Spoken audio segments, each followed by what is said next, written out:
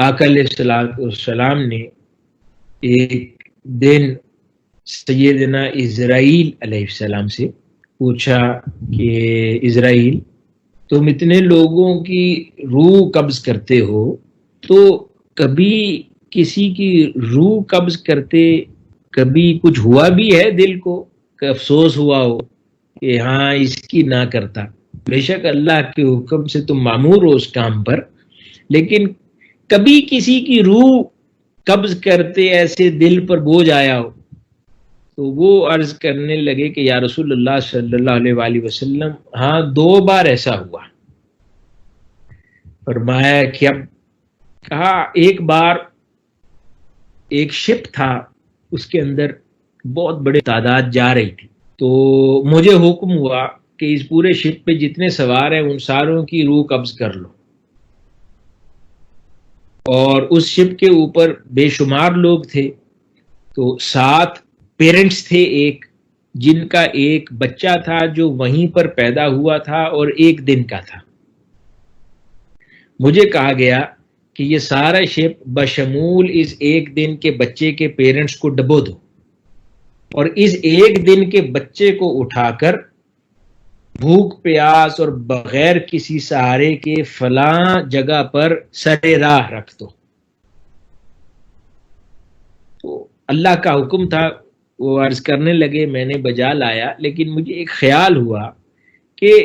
1 دن کے اس بچے نے کہاں سروائیو کرنا ہے، نہ اس کو کوئی دودھ پلانے والا نہ کھلانے والا، تو اس کو بھی اللہ پاک نے کیوں نہیں اس شپ کے اندر ڈبو دیا ساتھ ہی، جب اس کے پیرنٹس کو بھی ڈبو رہا ہے اور سارے جہان۔ تو خیر وہ عرض کرنے لگے کہ میں نے اس کو رکھ دیا بچے کو۔ پھر فرمایا دوسری بار کب افسوس ہوا؟ کہنے لگا دوسری بار افسوس یہ ہوا کہ ایک بہت طاقتور بادشاہ تھا، شداد نام تھا اس کا، وہ اتنا طاقتور اللہ پاک نے اس کو بادشاہ بنایا کہ وہ تکبر کا پیکر بن گیا، اور اس نے خدائی کا دعویٰ کر دیا، یعنی اس کو دنیا میں اتنی طاقت دے دی اللہ پاک نے اس بادشاہ شداد کو کہ وہ طاقت کا وہ اس نشے میں خدائی کا دعویٰ کر دیا اس نے،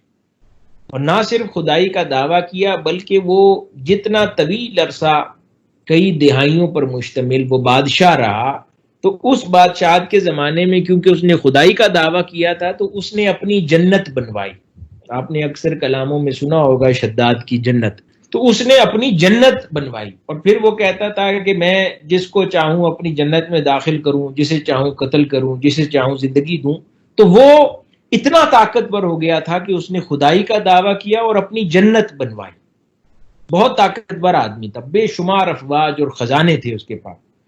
جب وہ پوری جنت بنوا چکا تو پہلے دن اپنی جنت خود دیکھنے جا رہا تھا، تو اس عمارت کے جو 4 دیواری بنائی تھی اس نے بہت بڑی وسیع جنت کے ارد گرد، اس کے دروازے پر کھڑا تھا، تو اس دروازے پر ایک درخت لگا تھا، درخت پر ایک چھوٹی سی چڑیا بیٹھی تھی، اس کے پنجے سے ایک چھوٹا سا کنکر گرا، وہ کنکر اس کے سر پر لگا اور اس چھوٹے سے کنکر سے اللہ پاک نے اسے موت دے دی۔ ابھی وہ اپنی جنت بھی نہ دیکھ پایا تھا۔ فرمانے لگے، عرض کرنے لگے کہ تھا تو وہ خدا کا نافرمان اور خدائی کا دعویٰ کرنے والا، لیکن مجھے ایک تعجب ہوا کہ اتنا طاقتور اللہ پاک نے کر کے سال ہر سال پر اس نے جنت بنائی اور اپنی جنت نہ دیکھ سکا، اور اتنی بڑی فوج رکھنے کے باوجود ایک چھوٹے سے کنکر سے اللہ پاک نے اس کو موت دے دی۔ اس میں ایک جواب بھی ہے، آج کل جو کرونا وائرس ہمارے ساتھ کر رہا ہے، بڑی بڑی طاقتیں رکھنے والے لوگ آج ایک چھوٹے سے وائرس کے بیکٹیریا سے اور وائرس سے آج مفلوج ہو گئے۔ وہ بڑی طاقتیں اور افواج جنہوں نے دنیا میں غیظ و غضب ڈھا رکھا تھا، لاکھوں لوگوں کا قتل عام کرتے تھے اور جہاں سے گزرتے تھے ویران کر دیتے تھے جگہوں کو، اور پچھلی 2 دہائیوں میں پوری دنیا میں خون کی ندیاں بہائیں، آج ایک چھوٹے سے وائرس نے ان کو شداد کی سر پر گرنے والے اس چھوٹے کنکر کی طرح ان کو بے سر و سامان اور مجبور کر دیا۔ تو آقا علیہ السلام نے فرمایا کہ اسرائیل، تمہیں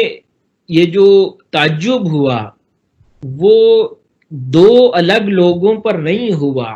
تمہیں ایک ہی شخص پر دو بار تعجب ہوا۔ وہ عرض کرنے لگے یا رسول اللہ صلی اللہ علیہ وآلہ وسلم کیسے؟ فرمایا کہ وہ اللہ پاک نے جس ایک دن کے بچے کو تم سے بچوایا تھا اسی کو دنیا کا سب سے طاقتور شخص بنوا کر اسے خدائی کا دعویٰ کروا دیا۔ یعنی کہ نہ صرف بچایا، یعنی اللہ پاک کے یہ شان ہے کہ وہ اس ایک دن کا بچہ کہ جس کو کوئی سامان نہیں تھا بچنے کا، اس کو دنیا کا سب سے طاقتور شخص بنا دیا، اور وہ خدا کی اس مدد کو بھول کر وہ خدائی کا خود دعویٰ کر بیٹھا،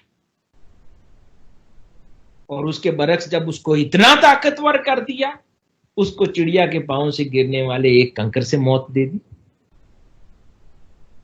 تو تصور کیا سمجھ آیا کہ ہر شے کا مالک خود خدا ہی ہے، چاہے تو ایک دن کے بچے کو دنیا کا سب سے طاقتور شخص بے سہارا بچے کو بنا دے، اور چاہے تو سب سے طاقتور کو ایک کنکر سے موت دے دے۔ یہ پیغام وہ ہر بار ہمیشہ ہمیں دیتا رہتا ہے۔